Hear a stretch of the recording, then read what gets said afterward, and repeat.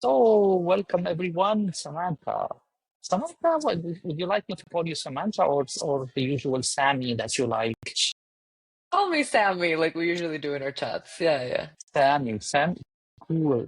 I was thinking as I'm preparing a little bit for this podcast, that we met about 12 years ago once on the Camino de Santiago, and then a few weeks back or a couple of months back in Riyadh, Saudi Arabia.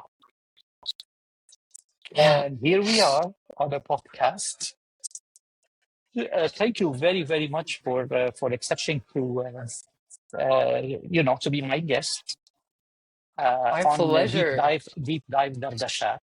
Dardashat is like chit chat بالعربي in Arabic. So deep dive Yeah. Dardashat.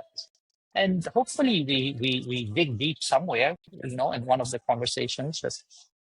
Uh, And I'm really grateful to Saudi Arabia and to Riyadh for reuniting us yeah, and it was funny because you were leaving and I was arriving. We had like a 12-hour crisscross and we managed to have breakfast and it was just perfect to see you after so many years. exactly, exactly. So you've done a lot. You've done a lot before, and so up to 10, 12 years, however long. So for our viewers and our listeners, give us the version that you'd like to give about yourself. I think that I'll start with the big picture, which is I'm I'm a paradigm shifter, as I like to call it. So I think with everything I've done in my life is very unconventional. So I didn't grow up in one place. I've moved cities about 20 times. I'm bilingual Spanish, English, and speak a few different languages. But like even just the way that I think, the way I operate, the fact that I have no one country or city to call home, I think those things just have made me be very different and see the world in a very different way. And somehow with like a kind of further perspective, just kind of like, oh, what are we humans doing here on Earth? And it's, I think it's funny because when I travel, like for example, when I go to countries like Saudi Arabia where things are so different, the way I see travel is like all human beings have very similar needs, but we kind of cater to them in different ways in different countries. So like, oh look, this is what they did with potatoes in Lebanon. Oh, this is what they did with potatoes in Peru. Look how funny. It's the same vegetable we all need to eat, but we chopped them differently and threw some different seasoning. And it's like that with everything, with relationships, with housing. We all just have the same needs, but they look different. So anyway, I'm digressing, but that's a little bit how I see the world and culture and just life. And I've dedicated myself to studying human behavior and to understanding people and why we are so irrational sometimes and why we have so much technology and intelligence, yet we can't solve some of the most basic problems. And that's what I love, and that's what I love to talk about. Speaking of being like in 20 different cities throughout, uh, are you anchoring yourself to one now, or do you feel you're closer to one than others? Well, look, Spain has been definitely one of the big constants. Like, I grew up between Spain and the US, but I was born in Venezuela. And blood-wise, I'm a quarter Italian, a quarter Spanish, and 50% Lebanese, right? So My God. it's like, it's crazy. And it's so crazy because I have 50% Lebanese blood, and I think I look quite Lebanese. And Hmm. yet I've never been there and I don't speak Arabic, right? So it's like, it's interesting, but Spain right now is my anchor, and Madrid is a city that has, nested me in four different stages of my life, from when I was 4, when I was 15, when I was 22, and now again in my 30s. So yeah, I'm here right now. Very, very interesting. So, what took you to Saudi? What took you to Saudi? That's what I'm interested in. We met Yeah. there, and I felt you were scouting things out, feeling your way. I would like to know first. First of all, what took you there? And then just to follow up more questions on how come, right? Yeah. Yeah. It was a project. It was a work project.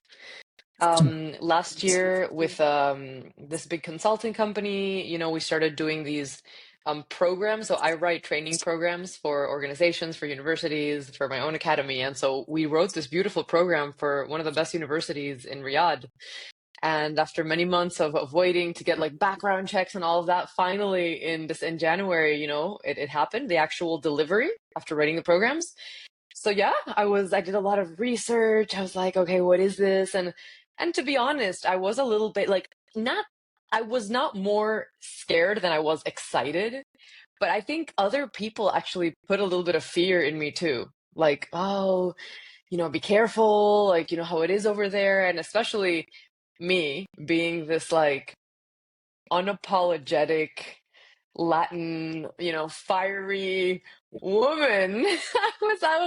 I was scared about my own like expression because sometimes I can be like a bit, I don't know, I'm just very authentic and I'm very honest and I'm very transparent. And so I talk about things that are taboos and I say things that everyone's like, everyone was thinking it, but nobody said it. And I was like, I don't know if how that's gonna land in, in Saudi Arabia.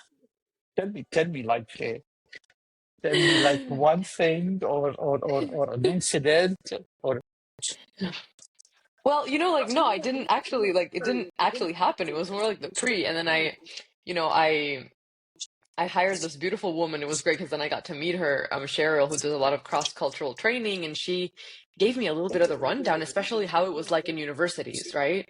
What Hmm. to do, what not to do, how to act, what to expect, even just knowing that Saudi Arabians are not, Saudis are not like exactly punctual and insisting on things and understanding those things. But to be honest, Tony, honestly, I don't know if it's my, Lebanese, Venezuelan, Spanish, like the Mediterranean, the Latin, that there's a lot of things that where I felt at home, you know, You did. where it was, yeah, Hmm. yeah. In fact, speaking when I was teaching to these, it was two programs. One was for women, a women's self-worth program. Another one was about leadership with men and women. That was the most shocking part. I'll tell you about that in a second.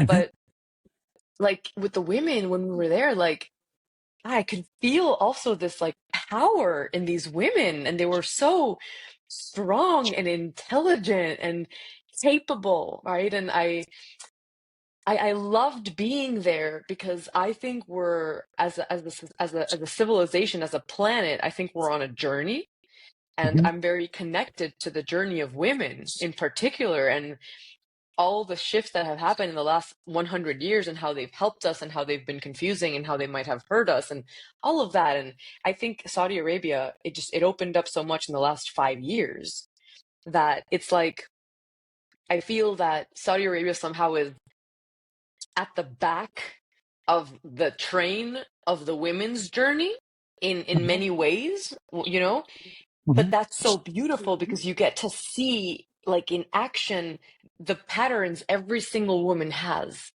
in believing in ourselves. In fact, I was speaking to the dean of the university who was a woman, and she said something I loved, and she's like, there hasn't been anything in Saudi culture in the system that has stopped us from being in positions of leadership that has it's like there's been a glass ceiling, she said, and we Wow. haven't believed that we're capable, and then nobody even tried because everyone thought like women just don't do that until a woman did.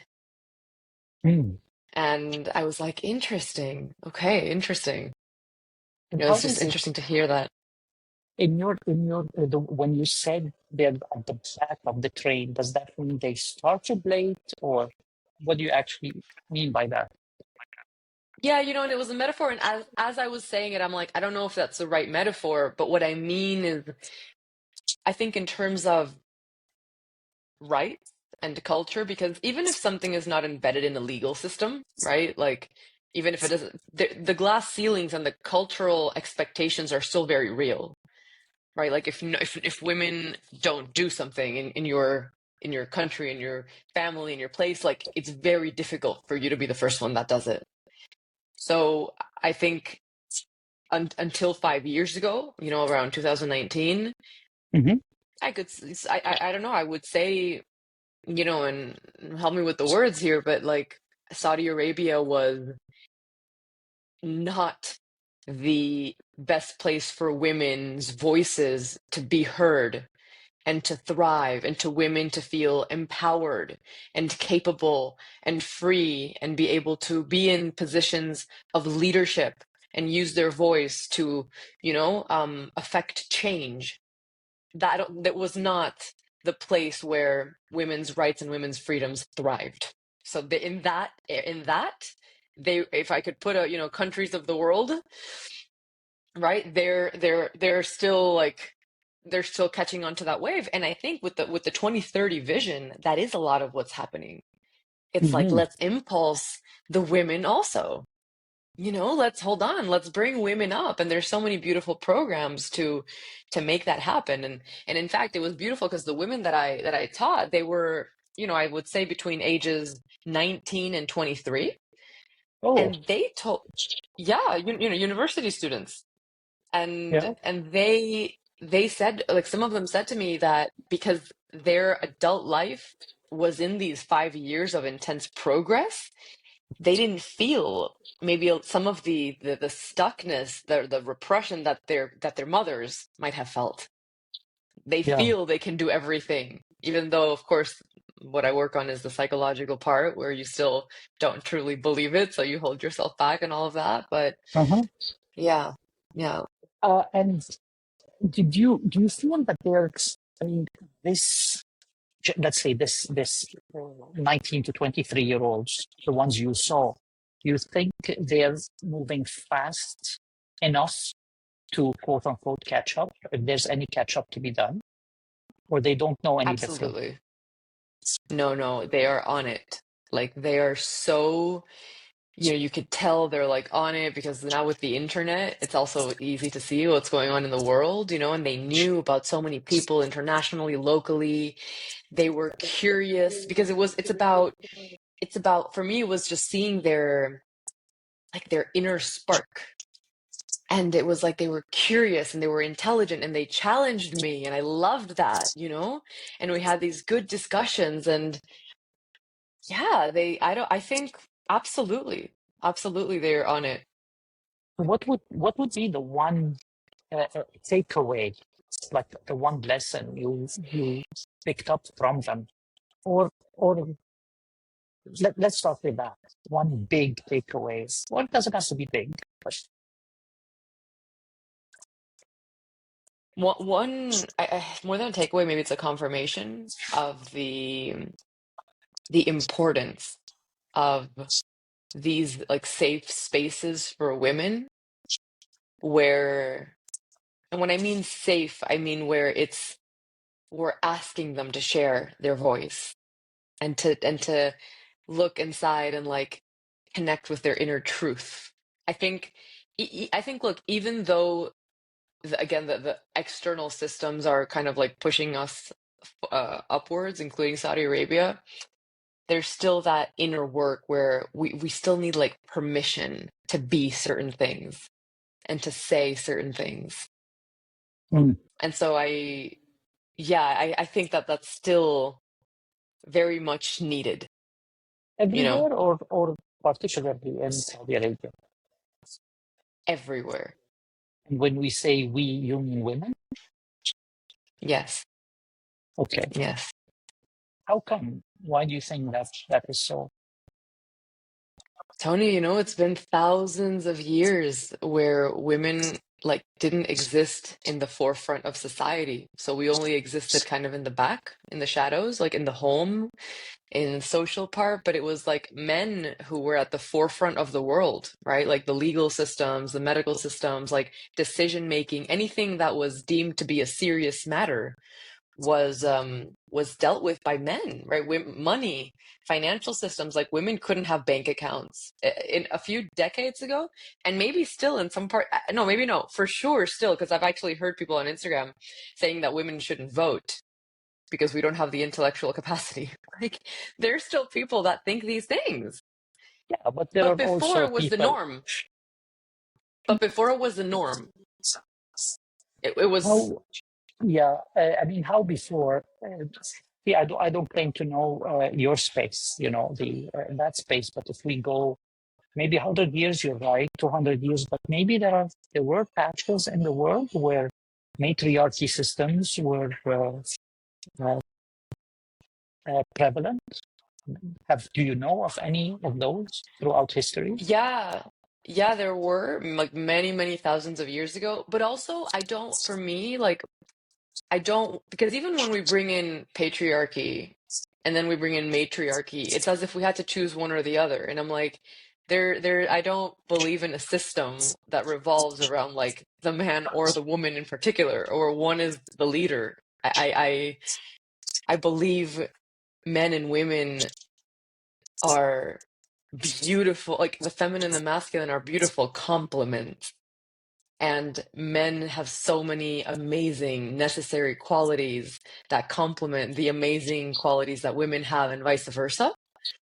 Mhm. And it's difficult to have these conversations after 3,000 years of patriarchy.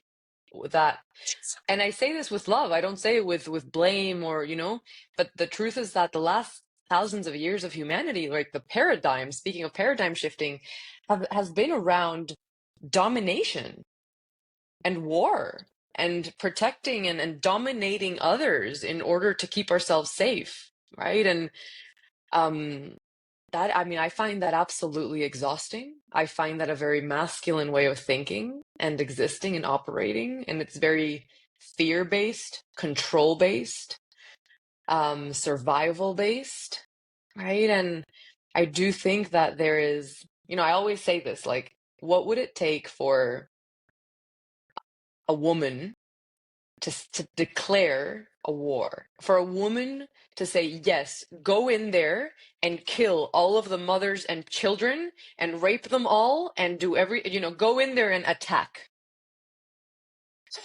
Like, I just felt like crying just saying that. Let And me I'm not ask you a saying, question. Yeah, go ahead. yeah. No, I just want to say, and I'm not See, saying all I'm men did that. confused.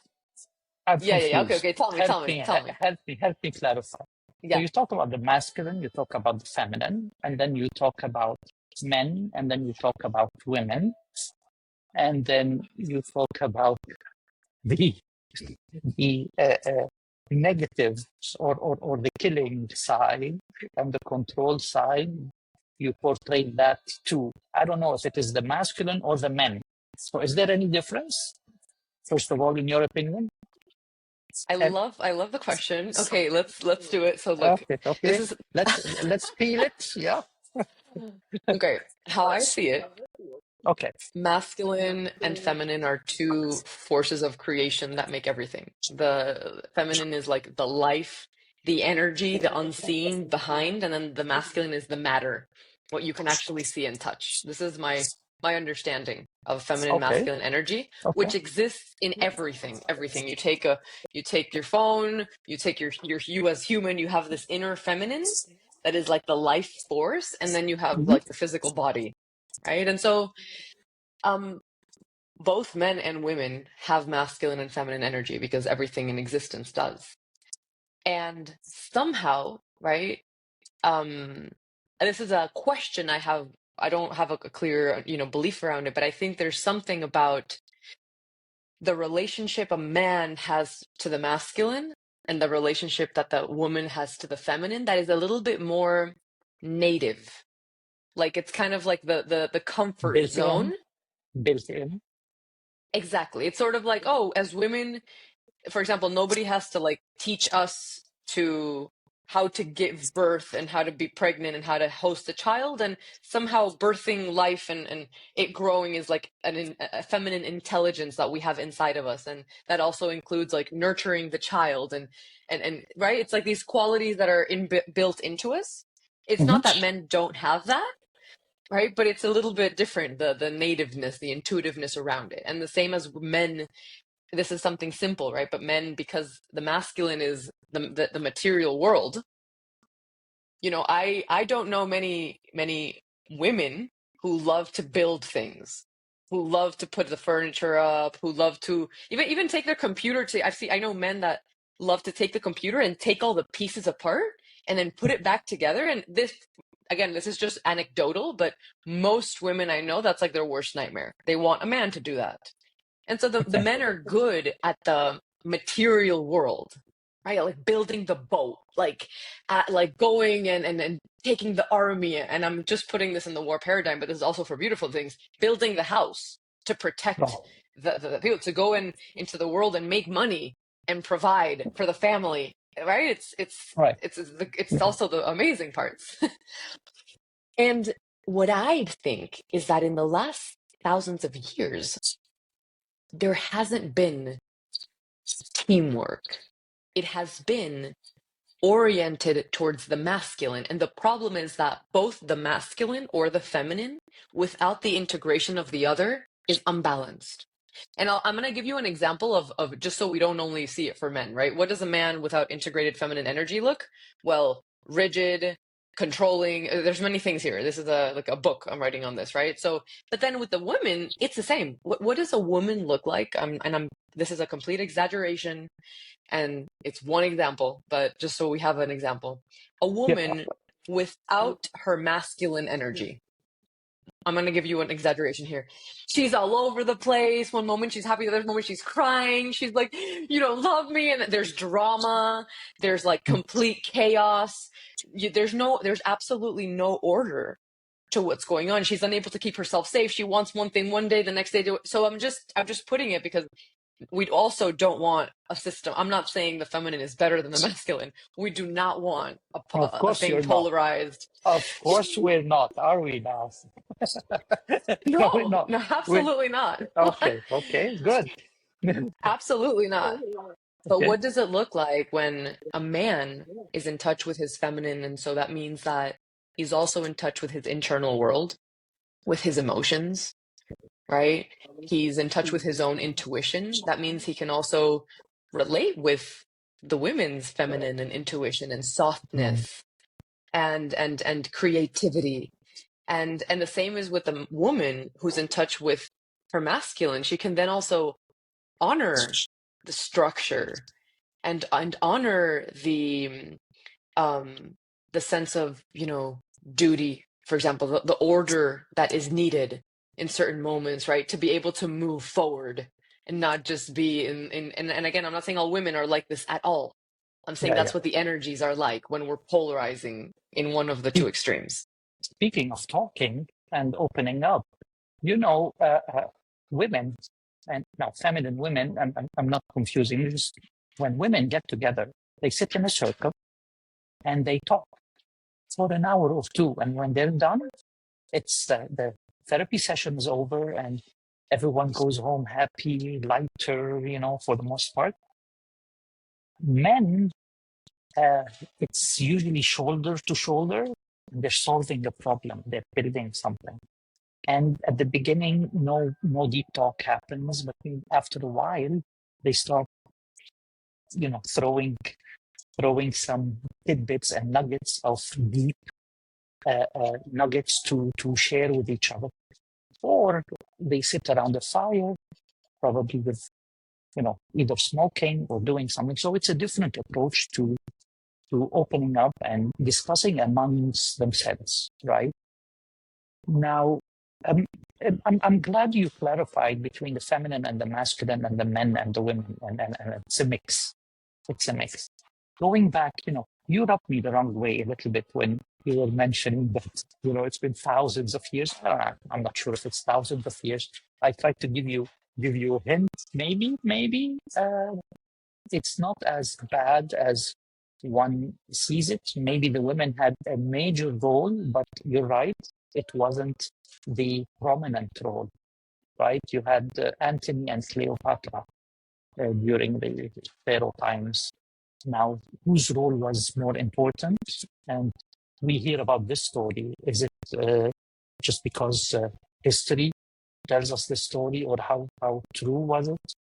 They both had a lot of influence, and their union did a lot without going into the details. Let me take you to, you hinted something in Saudi Arabia, that you talked about the women and the spark and these young women, 19 to 23-year-olds. But then you went and you said, but there was another session where men and women were in the same room. Tell me more about that. Yeah, that was fascinating because, you know, I was delivering the second course with a male colleague of mine, for starters, and we did a first session. It was a seminar, and afterwards we were hesitating about whether the men and the women were going to be able to like talk and do some of the exercises that we had for them. And so after the seminar, a group of women come to talk to me in a circle, and we're all talking and chatting, Yeah. and then yeah, and basically I asked them, like, just in confidence, I was like, hey ladies, I want to ask you, are you comfortable doing an exercise, the exercises we have in the weekend with the men? Oof. And then it just like sparked this like little thing. And this one woman, she was like, no, miss, we do not feel comfortable doing these exercises with the men. Like, look how they sat over there. Look how uncomfortable they are. Like, they're not comfortable when we're here, and we're not comfortable when they're here. Like, we're not our full selves because, this whole thing. And I was like, wow, I did not expect that. And she's like, and she basically said, like, I haven't spoken to any man outside of my family my whole life. And I was like, Mhm. wow, that's incredible. And then other women were like, well, no, I think it is a good, because I said to her, I was like, okay, I totally respect that. And I understand how that could be vulnerable. And I asked her, don't you want to use this safe space to start practicing that if you know that in maybe a year or two you're going to be in a workplace where you're going to have those interactions? And and it was very valid what she said. She said, not with these topics, because the topics I teach, they're deep, Mm. and we're talking about purpose and vision, and it's already difficult to open up to that to anybody, right? Right, Of a woman, right. even if it was your family. And then so it's like adding the layer of it's a stranger, it's somebody I don't know, and it's a man. It's just too much. But some women did choose, and we gave them the option. So some women did just with the women, and other women, Um, mixed. And we same, also same, asked the men. same Yeah. age group, same age group. Same age group. Yes. Ah, Yes. and But, what was your observation on whatever on that? I think I could feel, and I'm just going to speak completely from my personal experience because I don't know what is exactly going on behind the scenes, but I could sense still like this fear Mm. and respect, like respect and fear interwoven, even in the men's interactions with me. So, for Uh-huh. example, sometimes the men would, like, even some of the staff, we would be talking, and I feel like they would avoid eye contact and kind of look somewhere else, and then like take a step further away from me. Mm. And of course, from in my cultures, that would be disrespectful. But of course, I did not, like, holding eye contact is a sign of respect and of presence, and you know, and yeah, and so it was very interesting just to witness that. Even as a teacher, the male students at the beginning, when I made eye contact with them, they would look away until Mm. they realized like I had absolutely there was no problem, and I'm the teacher. They can look at me as I'm talking. But there was something there where I don't know if it's just, I think it's really embedded in the culture of like respecting the women, not making them feel uncomfortable in any way. Maybe there's things around like just I think I was, because I read a lot about Islam before going, and I've read a lot about Islam when I was in university, actually, in my early 20s, and I think it's beautiful. And there's so many beautiful things about it, and I learned a lot about Islam also in teaching because I realized we do not have such a different understanding of God. And one of the women, when she left the class, the course, actually, we finished the last day, she came to me and she's like, Miss, 80% of what we learned is in the Quran. We just don't talk about it. And I Oh, was like, wow, wow. interesting. How, Interesting. yeah, Uh, yeah. How do you did you, experience this? Like, what was, yeah, uh, okay, but before, because I just have a question. What's that? What was your biggest challenge in this little adventure that you did, leaving from Madrid to Saudi Arabia and throughout your stay there? Deep down, what was a big challenge you think?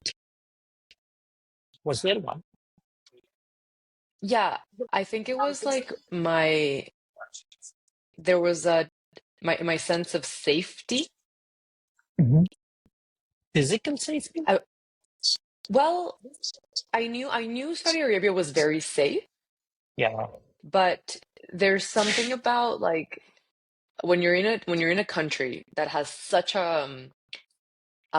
let's call it very strong culture and religion, Mhm. and you don't speak the language, you're not from the culture, you are a woman, right? Like there was just a lot of unknowns where I don't have a lot of fears. I'm not very fear driven, and I feel very protected in general. And that was okay for me, but there was something there about like, wow, I don't know, what if I'm in some weird, and in fact, I had, for example, a strange situation with an Uber driver. I took many, many, many Ubers, just one Uber Yeah. driver that was like using Google Translate to talk to me, and then it started like crossing a line, you know? Ah, That was not good. And I felt really uncomfortable, and I just like called my brother and was talking on the phone, and then, but yeah, it's I think as women, right? Like in countries that have also traditionally been very male dominated, it's kind of like a little bit scary. and okay, so you came in with, let's say, yay apprehension. What happened, and when did it happen? Like day one? Can you can you tell us? Yeah, Did it go I think with down? like Did yeah, look, I think talking to people from there, like before, like this woman that I hired for this training, and just it was just a chat, but and then yeah, I think it just slowly was like, okay, cool. And again, I am so trusting, and I'm like, if I'm being taken there, it's for a beautiful purpose, and that's where I have to be, and I trust that fully.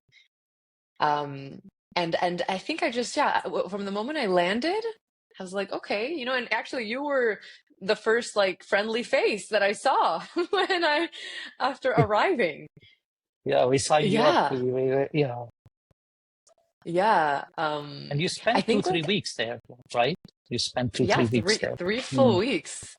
And I think I was scared of like doing something wrong unintentionally. Like, Mhm. for example, I even thought like, oh my, like me and you, we hugged when we saw each other. Right, And then later though, when my other like male colleague came for teaching, we never hugged in public, right. you know?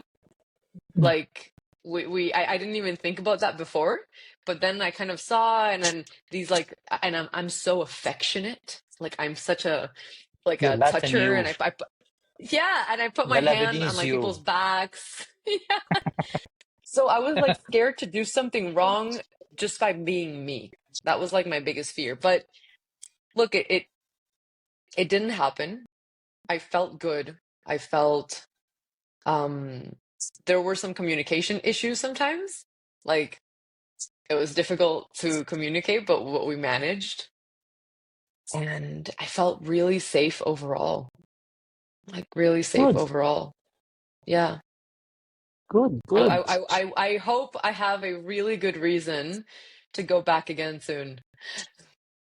You want to come up with a reason to go back soon? I The think we should. entrepreneur in you. Yes. Yeah, Yeah. yeah. Because I feel there's so much to do there.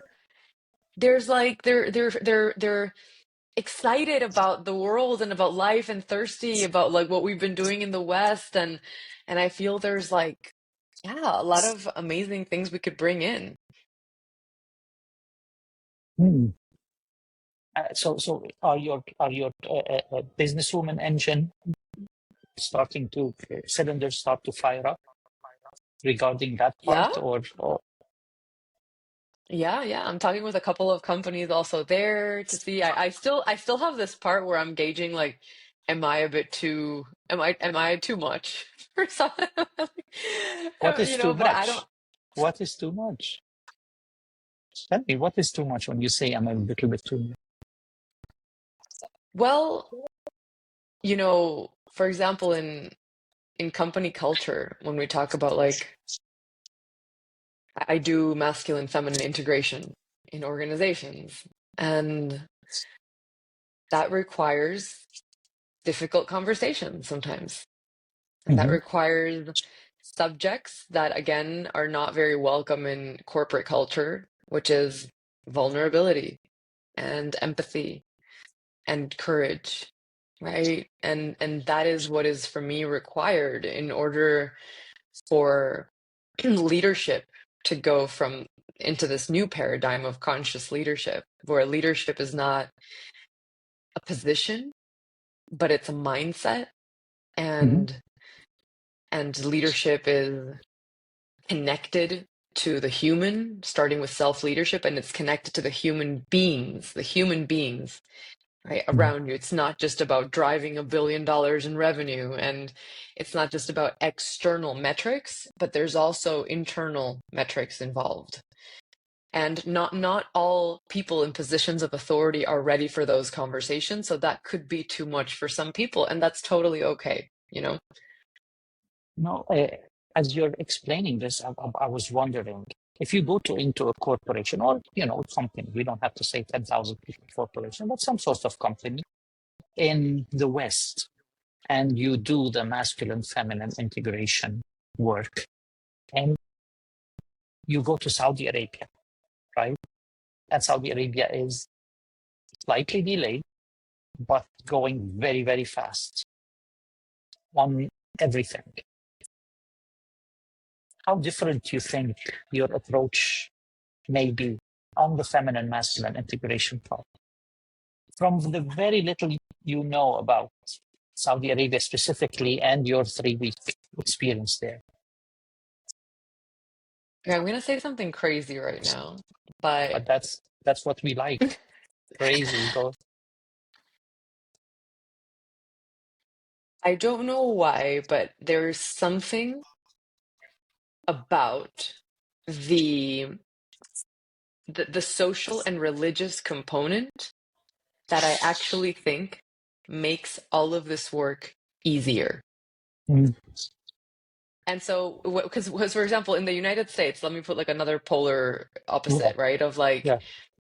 now you can bring all these topics because like diversity, and we all have to see how we say things and what we say, and Yeah. everything can offend somebody, and like, okay, so it's like, okay, we cannot function like that either, like that is like, and the thing is though, and this is why I found it so powerful and beautiful to teach the work in Saudi Arabia, and I did it with Saudis. It was 100% Saudi audience. Where when we're Mm. doing another project with, well, actually that was also mostly Saudis. But what I'm saying is the companies I'm talking to now, their workforce is not mainly Saudi. Maybe there's a big percentage, but there's a huge percentage of internationals, right? So Mhm. it's a different culture here. But what I want to say is that, like what this woman said to me, that 80% of the course matter was in the Quran, according to her. There's something about this deeper understanding of like man, woman, and this also this understanding of God And I personally am not religious, right? So I don't Mhm. I, I don't belong to any religion.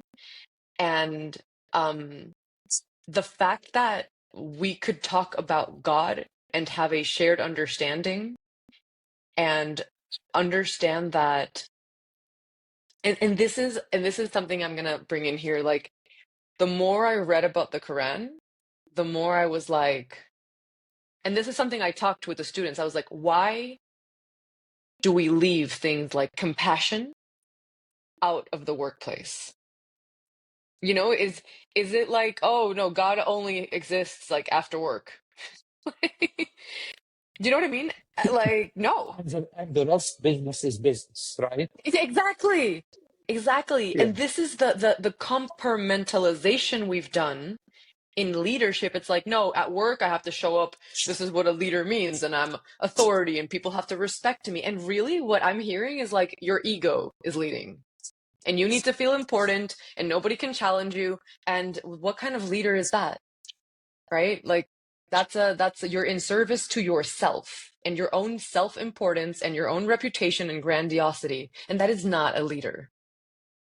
And so the confrontation here is like, what does bringing humility, compassion, justice into leaders of workplaces look like?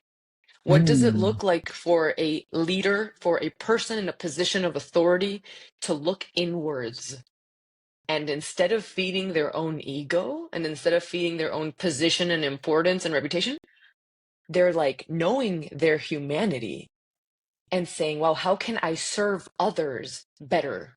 What is needed from me in this moment? And that's not always going to feed your reputation and your status and your ego, you know? Mhm.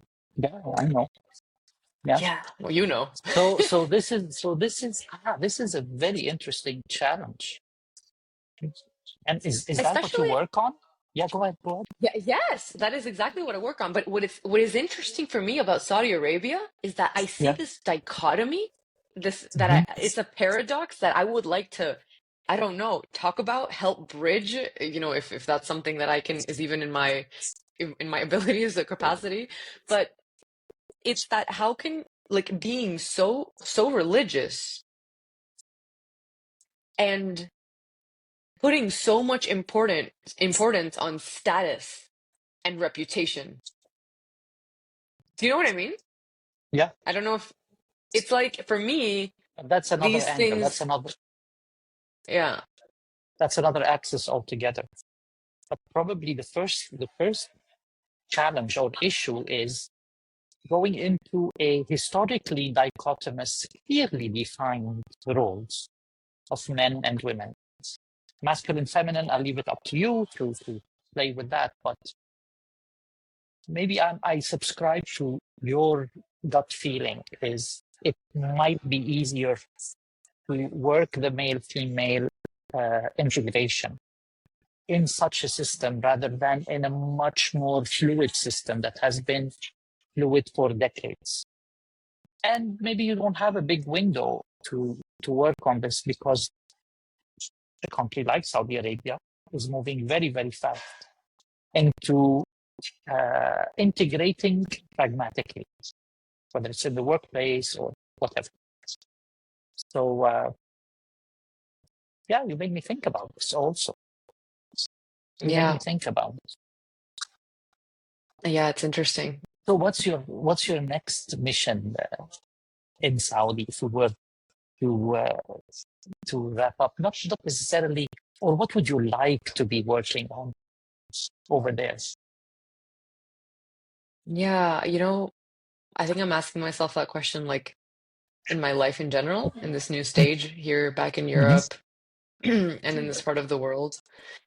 And I think I want to keep creating these beautiful, like, safe spaces where we can put words on all of this that's happening and have deeper conversations and look inward, right? Like, because the inner development, right, is the core of what I'm dedicated to. And so it's like, so much is changing, and we don't have the spaces to make sense of it, to talk about it. Because where do they teach these things? Do you get me? Where do we Yeah, talk I get you. about how leadership is shifting, and where do we talk about it in a way that is not just random people throwing opinions, but that it's well thought out, that there's different perspectives being brought in, right? That there's like a sense of reflection, that there's both facts and intuition, and we can discuss them. So I want to keep assisting in the change, and I would love to do this with companies, with organizations over there, of course, like with universities and helping upgrade certain curricula or bringing in complementary, well, which is a lot of what my academy does, just bringing in different programs that complement. Because what's difficult for big institutions, for corporations, and for academia, like it's difficult for them to catch up to with the speed at which things are moving, you know? Mhm. So So you yeah, want to bring humanity into leadership, more humanity absolutely. into leadership. And humanity is some sort of mix between masculine and feminine. Am I getting you right? Yeah, I think that's a good it's a good Now, summary. now the most important question is when are we having you in Lebanon? Let's It's a hop see. away. Yeah, we have to work on that, right? I know, I know. Yeah, Maybe yeah. I hope like by the end of this year we make something happen. Inshallah, inshallah. Inshallah. You can go throughout the world and have tabbouleh and hummus, but it's nothing like here. I I promise you. know. I'm I so promise you. excited. It's a different product, beast altogether. Anyway, Yeah. hey, Sammy, thank you Tony, very, very much. Thank you very, very much for being my guest on Deep Dive for the Shot. Let's see how that podcast, uh, at the end, how it will sound like, and anything else you'd like to say before we wrap up? just thank you. Thank you for your beautiful questions, your curiosity, for holding the space. It's beautiful, and I hope it's not the last time also. It's Thank not. you. We have other topics to discuss. Thank you. Yeah, yeah, yeah.